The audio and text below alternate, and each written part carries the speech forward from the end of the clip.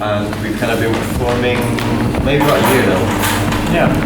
And partly this was an excuse to play, and partly this is also related to us trying to figure out what we're doing. We have both played guitar in lots of different contexts, and I think we originally just started playing together as an excuse to try and do a lot of things that we probably did in our rooms but didn't know how to. Yeah, so Gonzalo has an academic background as a jazz guitarist. I have an academic background as a composition student. As a composition student, I found it difficult to write for the electric guitar. That's an instrument I really like because I know there's a lot of slightly uncontrollable parameters for it. And I knew that I was fascinated by a lot of weird sounds I could get, but didn't know where to place them. And I don't know, what was it like? What was it for you? That draw me to this. Well, it's kind of the same, like the search for all of these sounds that the guitar can do, and that I mean, actually, how we started playing was because he saw me doing finally a gig that I could actually get out, bring out all of these sounds that I like to experiment with. And it was with the trio, with the saxophone and the drums, and he liked my sound, and we started playing like that. So that was kind of how it all started, just by having an interest on these more, I don't know, experimental things about the guitar, more sonic things about the guitar, let's say. Yeah. And it's about that mostly. So we wrote a little description about what we wanted this to be about a little bit, and I know that a lot of things that there's a lot of open parameters that we want to use, or not fully controllable parameters in our opinion about this instrument, which goes through a bunch of different electronic devices into different amplifiers, which is affected by how clean the electricity is in a room. Like, you can get horrible sounds in the circuits, and we try and make that be a part of it instead of obsessing, how different rooms react differently. Or how it happened last time we played. We played in Amsterdam, in a place where a tram passes by all the time, like, I don't know, regularly, like every 15 minutes, and very loudly. The whole, the whole room, trembles with it almost. And even those things that happen can be used as an excuse for, interacting or whatever, to make music, like the sound of the stupid tram passing by. So it goes into what you were kind of saying. So and so I think in a little bit contrast to Eric, your presentation, whereas you have a very specific content which you're trying to find a voice for, or the best possible voice for, or questioning if a voice can overtake the content. We are exploring the material without a specific thing at the heart of it. So I guess we're going to play for a while, and I guess through playing hopefully demonstrate a little bit to you some of these bits. And I guess it's a question for us of, is this a meaningful format? Where is this a meaningful place to present it? Is it self-indulgent guitar music? Is it interesting music?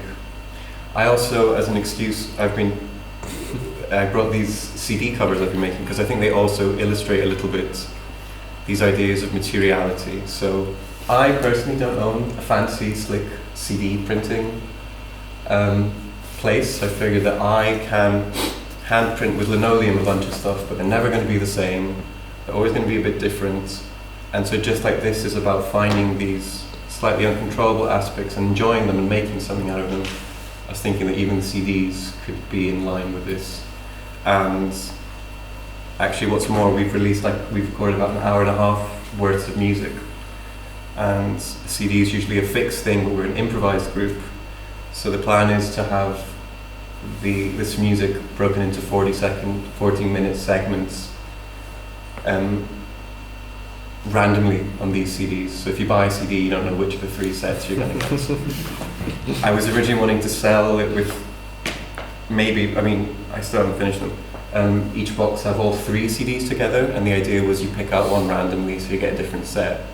But for me, doing it in my room, and it's time consuming, kind of expensive for the time being, it makes a bit more sense to have these smaller things with. Anyhow, so these are a bunch of questions that we're playing with, and I'll play for you a bit.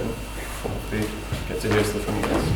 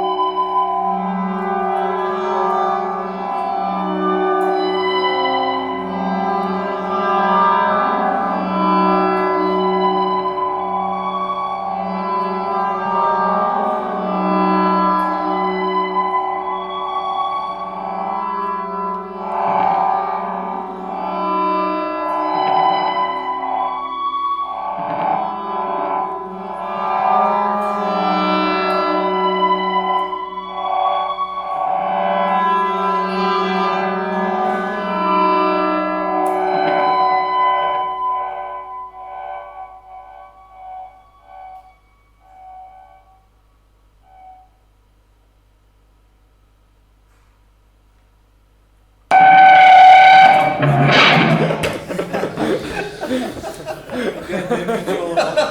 you not laugh? Was he uncontrollable? Was it or was you? Okay. It might very well be it. Like these things tend to get out of control. It could very well be it. It doesn't necessarily have to be him that. No, it was me that was stupid, and it was it that I didn't know it. No, you're right. I didn't cover that very well. I covered a bunch of other ones that went out of control better. But not that one. I don't know. So that's. There's one very big problem when it comes to performing this sort of music, right? I mean, as long as the ending is not good, it kind of invalidates the whole thing. It happens most of the time. No, that's very true. And this is what I usually search for when I listen to something. I always start to mark points where I think it could have ended. Like Yep. you went through one where there was like sort of not really smooth, but a sudden escalation. It was beautiful and it faded out, and then you continued playing. Okay. Yeah, but it could have been a little killed. Yeah, I mean that's perfectly fine. I remember that moment. No, that's true. I don't know. Other comments or? We can No. just- Can we go now? So question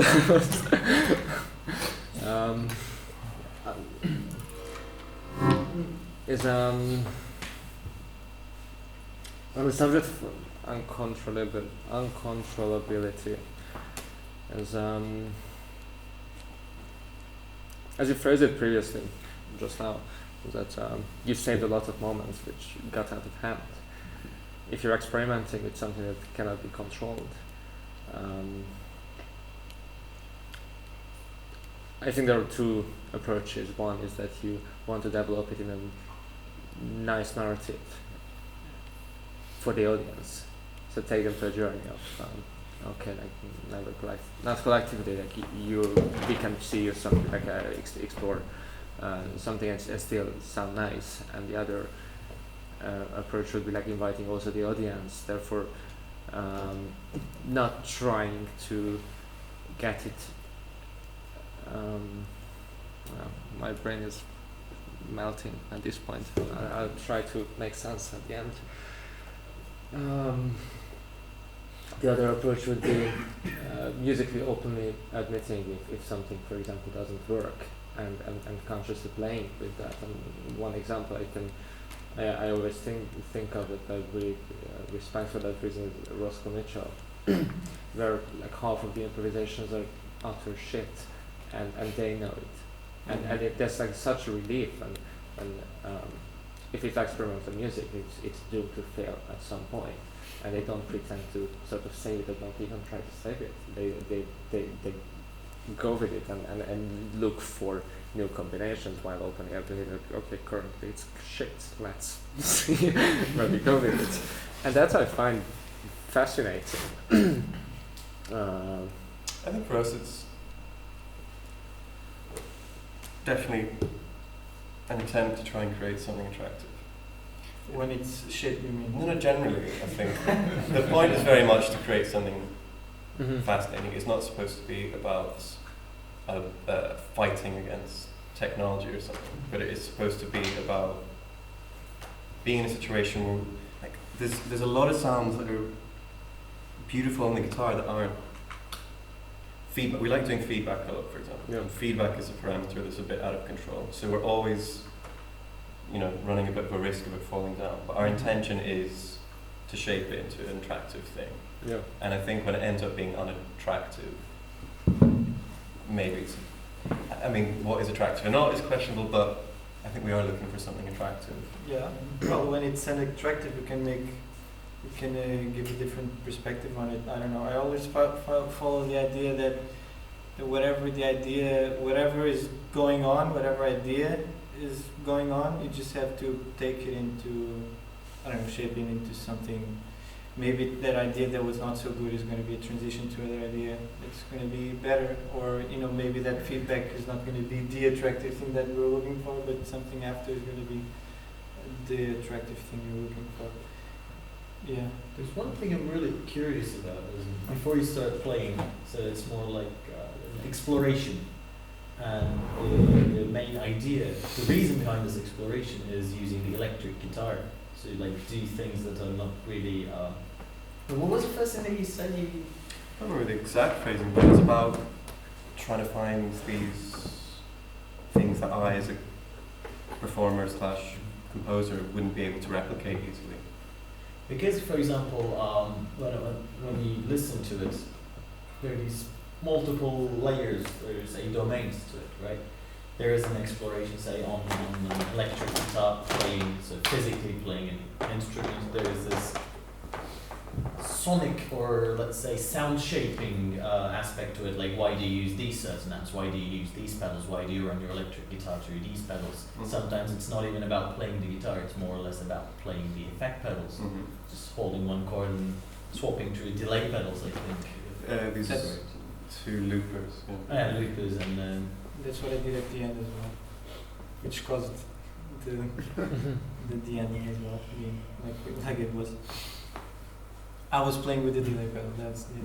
I think what is, to me, what seems at least, is that to me the exploration is not necessarily about the guitar or the electric guitar, but it's more or less this part, because it doesn't seem that when things spiral out of control, what spirals out of control is not the guitar itself, but the things that the guitar goes through, like the effect pedals and so on and so forth. This Well, yeah. case a lot, yeah. No, but I think it's definitely a mix of everything. You know, it's kind of little tiny intonation things, for example, that the electric guitar brings out. And the kind of mini rule we have for this is that we don't use a tuner. Like, we try and bring out different chords and complicated sounds that come. You know, you have to mess with the synth to get these slightly more complicated timbres. Huh? Diminished seventh. No, to me that was Yeah, but it's a slightly Harry Potter kind of diminished seventh, you know?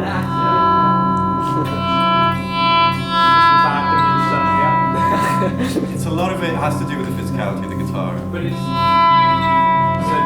admittedly, who has absolutely zero background in academic sense of music or musical notation, but who has a background, say, electronics or audio. To me, or maybe it's just my perception. Again, it seems to me that the qualitative part of it, or the more, say, dynamic part of it is actually how the sounds are processed. Yeah, but I definitely think it's a balance of everything. I think it'd be such a different thing if it was a synth going through these things. No, definitely. I have nothing against. But I agree that this is a massive parameter of it. And then there's Fred Frith, the experimental guitarist. He was talking about how the electric guitar is not a composer-friendly instrument. There's, just the number of knobs there on all these things, and impossible to get exactly the same every time. Just to start, and so part of it is that these are very much shaping it in combination with all these other things. But that was something I was thinking about, which sort of correlates with your point, because I saw Fred once in a concert, and then he was doing all these physical things, especially with his guitars.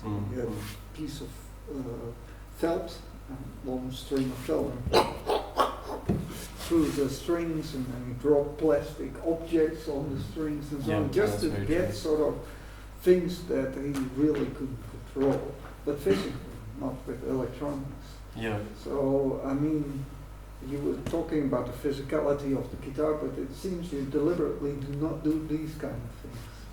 No, we haven't necessarily gone into that side of the kind of extended I had the techniques. feeling it was a deliberate choice not to go in that direction. It's I guess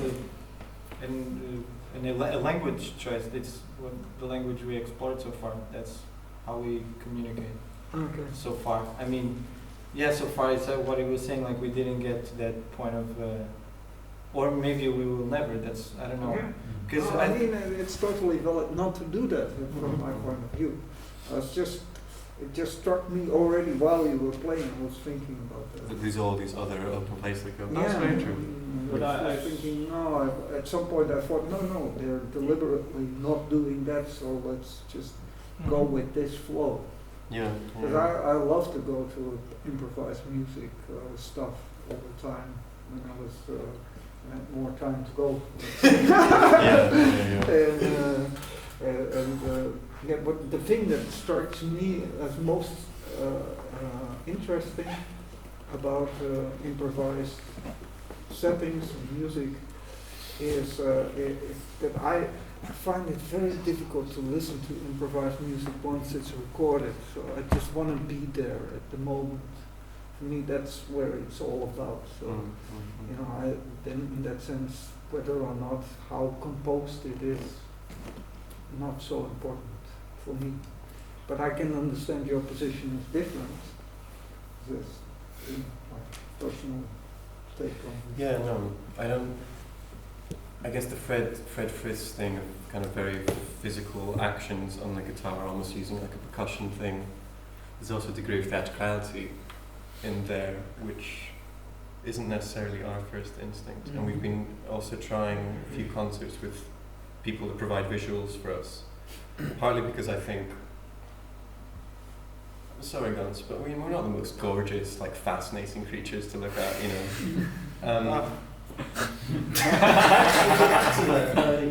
had a conversation with people that were doing visuals for you, given that they're picture in picture. It's the people who play also in rec play. And I was conversing with them, and with them we came to the conclusion that it doesn't matter about how pretty you look, obviously, but at the end of the day, you have two performers playing something, right? And there's, even though it wasn't used, for example, there's a bow that might be used or might not be used. Yeah, this pedal where you navigate through it with your feet. That also brings me to this idea that is it actually necessary, even a good idea, to have visuals when you're playing music? Like, either they should be hand in hand from the very beginning on. Like, this is a set where music correlates to the video correlates to the music. Or maybe it should just be you playing your instrument. That was the struggle so far with trying to get a visual thing that would make sense.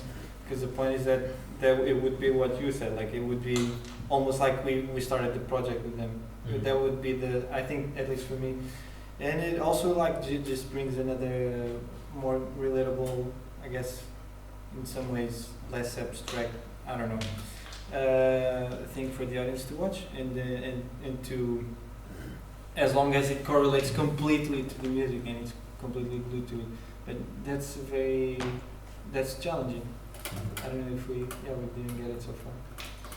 No, but I think I like kind of really holding on to sound for a while, and actually like a lot of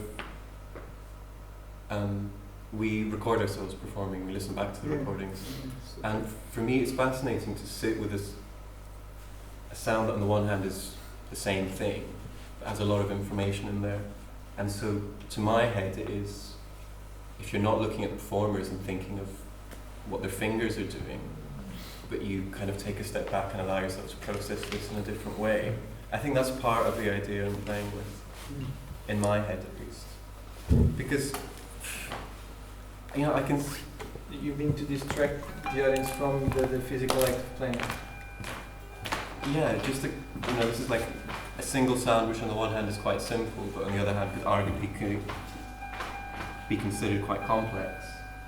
And I think me sitting here staring at these pedals is pretty bad as a performance thing, but if you're given the think, I don't know, just some kind of just enough of a distraction that you're allowed to kind of examine the different complexities or different things that can come out of something like that. That might very well be up to the audience, as in, I mean, there's a reason why the sight is the main sensor, because you turn it off. Yeah. So I might as well, like, if I am in that state of mind, I might just stop looking at you, or maybe my point is from the very start, I just listen to it like this, because I'm only interested in the audio.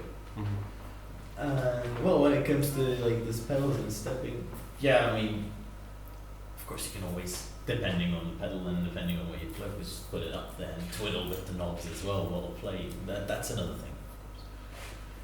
But I believe that video is a whole nother thing where should you tap into it, you should really get drowned in it. You know, Mm-hmm. I mean, Have you ever tried playing in the dark? In the dark. Complete darkness. no, I mean, one of the things we had done is we had these lights that react to volume, and that was a very nice thing that we had for a bit. I guess that's how the visuals idea started, because we had that, and that was interesting because it added something to the performance, like made us more into whatever was happening, and also the people watching, I guess. And the visuals came because we suddenly didn't have that, so we tried. Partly that, but I think it was also in my head a little bit this idea of focusing attention away. I mean, it wasn't in my mind something of come and look at us being virtuosic. Yeah. And there's a lot of electronic music where someone sits behind a laptop and you're staring at him going like, when the fuck is he going to do something? Yeah. And I want to have that space. Plus, our collaboration with them was a bit tricky. Yeah, of course. I mean, I also called them out like after learning the class at the beginning. Yeah, so it wasn't always the easiest. Yeah. Yeah. You should try standing up. What about that? Again, that's the thing that visually would look more interesting, but then I lose some control of some sound parameters. So that's the thing. If it's a visual thing distracting, then I can just be like, I'm going to look boring, but just listen to it. Or I can try and do the like, here I am, rock and roll, or whatever. Yeah. But why did you choose the lamp today? Actually, because a kind of calmer, more subdued light, partly. Plus, my brother's a bastard. My brother created a really nice lamp setup at the last gig we played. It was just like little, kind of living room lamps set around, and it created a really nice kind of calmer ambience as opposed to this rock and roll big spotlight. Yeah, You know, to venue me thing. it's just about it's way easier to play and to be into this while just that is on versus this. This is really distracting. Kind of clinical. Yeah. Have you done things like either switching pedal boards or wiring up to each other's pedals so you control the effects of the other player and have a gig like that? Oh. Like I would love to listen. That'd be amazing. Over here. No, there's this band called Dub Trio, and They do that. they have kind of effects like I don't know, reverbs, delays, they're a kind of dub band as well, but they control the reverbs of each other and stuff. And so I guess it's a little bit this kind of history of dub, which was recordings processed in the studio with someone else. But I don't think that is necessarily our intention. Our intention was like, look at this sound I found, let's keep it, let's show it, not just a recording. Let's find a way that the two of us do it. It isn't a way of fucking each other over or, putting up obstacles to ourselves in performance. Well, you always put up obstacles, but that's often I find them the beauty in music, like finding the right obstacles and finding aesthetic solutions. I guess In a way, but that isn't our primary. I mean, I get that. I would love to listen, to be honest. But I think this came across the intention about the, just sound intention, or at least for me was really obvious. Like I saw you for a couple of minutes and I'm like, okay, cool. What they really want to do is it's like the abstraction, to abstract it from very much from the technology which is being used to create it, because it's not like it's not one of these clever things. I mean that in a way, there's not a clever mechanism which is being played with, which it's about. Yeah. That's what it feels. It feels like it's you're asking the audience to abstract from the mechanisms and just do the sound fixing, which I think is super. Yeah, it's just it's a way to go, and there's nothing. It's done really clearly actually for me. And You mean then you felt that it was much more about just the playing and how we interact, not like a normal. Yeah, it's like here's a sonic experience which we're making for you, and this little movement of my finger is like almost directly changing, you know, the neurons in your brain to have your sound experience. It's like my intention to your thing. For me, at least, this is what it feels like. Your Which- little pinky has this much power. No, but I But think this that's kind of for me. It's what it creates. Anti-virtuosic thing almost in a way, which I think might be part of it.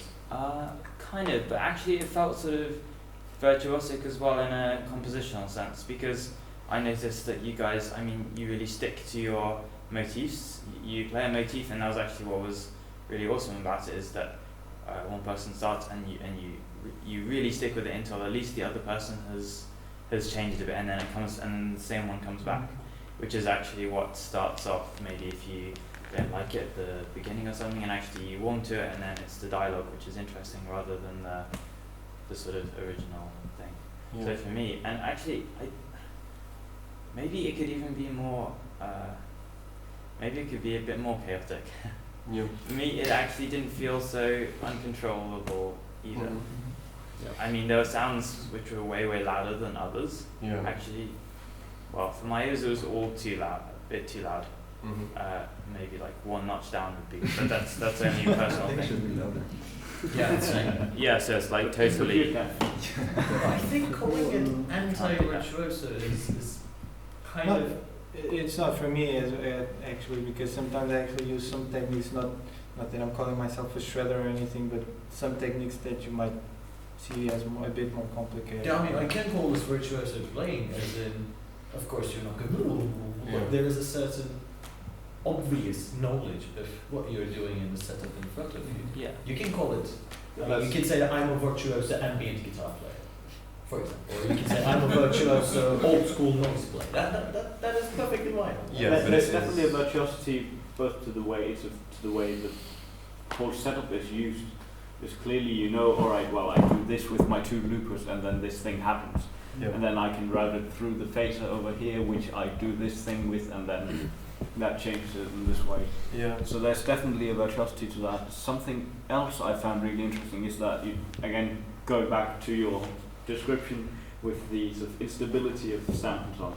Mhm. Listening to it, to me the instability didn't come, as Eric said, from the guitar. It didn't come from the pedal either. It came from your interaction with the guitar. It Mhm. came from, I'm doing tremolo for 3 minutes, my arm is getting tired. Mhm. That's a part that of it as sort well. of instability of just physical failure. And when you were doing in the beginning the sort of two-finger tapping thing, and then suddenly you hit it a little harder than you maybe Then meant it to, breaks. and we very much hear that. So it's sort of really an instability at a micro level, just from the physicality of playing more than it's from sort of, this sound is inherently unstable, which it isn't necessarily. Unstable. Yeah, no, I know what you mean. I guess instability is. I guess for me it is.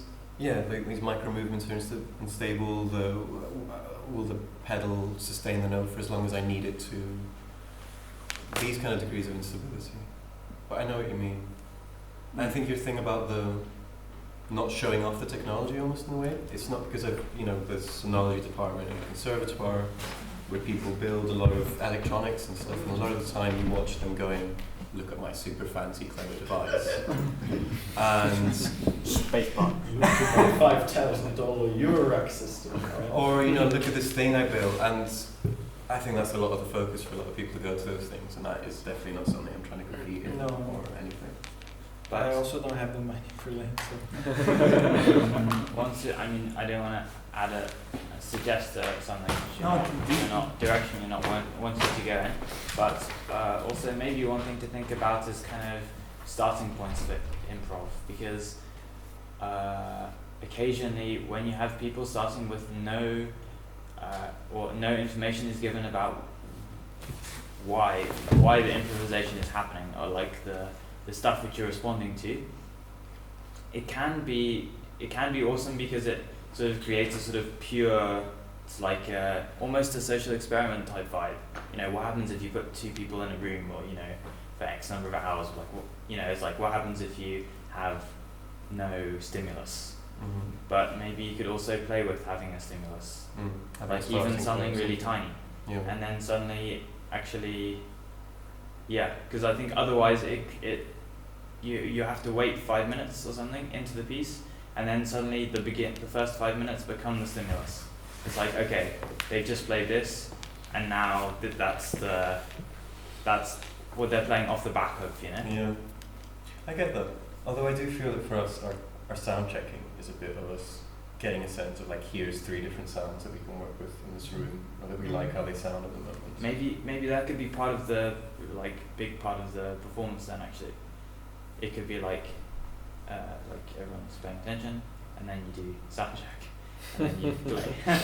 It'd be possible variation. And that is an interesting question of how much of this do.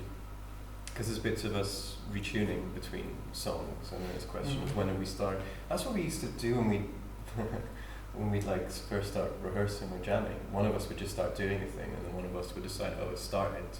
Yeah. And then you go listen to recordings, and there's 12 minutes of noodling, and you're like, no, that is just. There's just a guy actually trying to start something. Yeah. So that is an interesting question. I don't necessarily find it useful. Giving The providing some stimulus. sort of stimuli. I would definitely kind of value it if it was some sort of conceptual art, for example, in which certain information is somewhat needed in order to create context. What But- exactly stimuli are we talking about? Kind of a So, like- musical idea or something for us to go from. But like it's like So you could have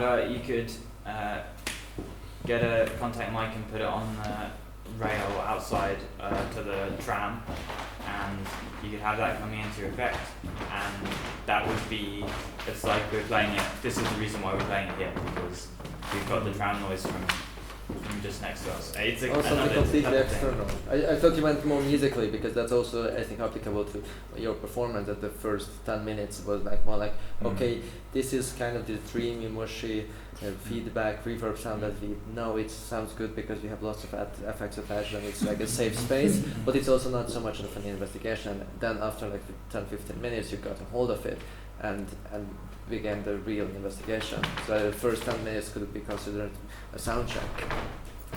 And for me, I don't know like how you felt, but for me there was really a direct point where okay, now they know what they are doing, and from that point on it was much more of a controlled and also unreliable, because the thing is in that case, like, interesting stuff and the investigation goes hand in hand, and this dreamy mushy sound is like yes. I think that's interesting. I mean, there are dreamy, mushy sounds which I like, and there's a very self-indulgent part of me that is just happily sitting in that, and I don't get a lot of excuses to play loudly. Maybe it's just like the... But it's not like loud. I think I know what you mean. On the one hand, some of the dreamy, mushy sounds, they're not always the highest quality necessarily from the get-go, but some of them are something I find attractive. So I'm defending that a little bit. But the other hand, it is something that builds up. And I've discovered that encores are sometimes... What? Often we do like a 45-minute set, and then we go, oh, we have a bit more time, should we go again? And that's always risky, because it sometimes takes us a while to go. Have you thought, I had a whole chain of durations that led to an interesting question. Have you thought about extended durations? So, and then I'm not talking like scaling it up to 2 hours or so, but really scaling it up to, let's say, a week or so. Because I'll tell you the way somebody said something about contact mics, and then I thought, oh no, contact mics. Because I was reminded of projects where we were with 50 artists on a boat for a week, and one guy, sound artist, was anyway a bit strange because he would get up every day an hour later, and I think that's he would stick contact mics all over the ship, and then put up these giant speakers everywhere. And I must constantly doing feedback with the ships in the ships. For a week we were in that sound, which was terrible on the one hand, but on the other hand super interesting. When you extend duration, something also really interesting happens. But how do you scale this up for a week? Like they can take turns No, for like 12 I'm hours just- of playing. I'm just giving this extreme example because it makes it clear what I mean with extended duration. With like dreamy mushy sounds, I think this is where it really gains power. If it's like 2+ hours, and that only, and then we also have the time to get into really dreamy states. I would love to listen to like the same Yeah, no, again, it's mush for 6 hours. And then it's, and you played, and I've been trying to do more kind of installation pieces because I have an attraction to these now. And we've done a few gigs where we kind of started and then the audience came in. Or we did that at Corsa once, when we played at Vondelbank, where we had loops going that were kind of, then we tried to come in. So we have a little bit played with these ideas. Yeah, in Corsa we were like while the audience was coming in, like, let's say even 10 minutes, like just. We must have done 10 minutes by ourselves and then 5 minutes while the audience. And then we still continued the vroom, but already with everyone sitting down, and then it built up into something. So we did kind of. But yeah, I'm also actually very much into just these. We all know dreamy sounds that I'm also into that. But I understand what you were saying. Like it's like the first 5 to 10 minutes were mostly us like just sitting down and trying to. Yeah, get a feel good. Or you can make it kind of infinite. I mean, this is another sort of like, it's a concept thing, but you could record the last 5 minutes of your set and then you play it at the next set. You play the 5 minutes and then you go on with it. So this is your pieces actually for your entire life, or the life of taking your strongest bit and then turning it. Taking the end, the last 5 minutes. Kind of usually the bit that's strongest, more or less. I guess it depends. It's subjective, but a lot of times you end up with on a high point. I don't know if you did today. Maybe that would open up as well. You'd feel more free to mess with only one kind of. Up to a point, but that would detract. Sometimes, for example, you get really loud, kind of semi-pitched buzzes from some of the amps, and then that's the thing. Like, all right, we kind of consciously not end up tuning to that. Yeah, that's what we did in the bottom. Yeah, so this idea. So the amp would be different the next time, and you would. Or it could be the like actually here it's quite. I don't know. The amps are quiet here, and the conservatoire they hiss like crazy, and it just brings up a sudden noise level thing, and then instead of trying to be like I've perfectly practiced my Bach, I'm going to pretend that isn't there. We're kind of like, all right, that is part of what we're working with today. So this idea would kind of take that away from us a little bit. I don't know. Yeah, I guess it's just like if that is definitely like what your stimulus is, and then I think it's great anyway. But maybe it'd be even more helpful to be just really, really clear about that, or just have some silence and actually listen, so that we know what we listen to it a bit more, and then it's like this is it. That's what we're working with. Not even play. No, but I think this is an interesting question. There's like a lot of pieces that you hear that have been written very specifically, and they just do not work because it's the wrong moment.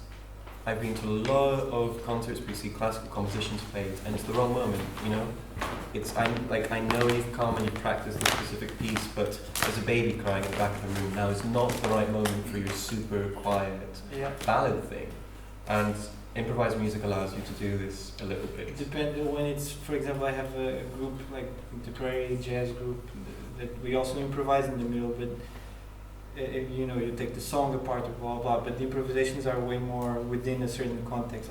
Let's call it that Paul Motion, Bill Frisell kind of thing. It's always that kind of aesthetic, and if you're playing in the shitty Murphy's Law, I don't know if you guys know, with everyone drinking and making noise, which happened like almost every time we played there, goes everything to it just doesn't happen. It's really shitty. We can play it, so yeah. I guess it connects to your point. I lost my. No, yeah. Maybe this is one of those things where you notice when you do it wrong, but not when you notice when you do it right in a way. Us managing to fit into the circumstance nicely isn't a super obvious achievement, but when you do it wrong, it's kind of obviously just out of place, maybe. And it was really interesting. I wrote a quite open piece for the string quartet, and on paper it was a very problematic situation where one of the players suddenly had a horrible coughing fit, just couldn't play and stood up and went. But because the nature of the piece and actually the great ability of the players, they were very much able to keep it going and keep it afloat. And people didn't even notice that one of the players a lot of people. And then out of nowhere there was just like horrific downpour of rain, and the roof was super loud and you could hear it. And it happened to come at a moment where the ensemble was kind of dying down, and they just had the instinct to draw back and just leave the rain. And that was because of their kind of ability to play with these elements and sensitivity, and the fact that the piece wasn't going, you have to do this under any circumstances.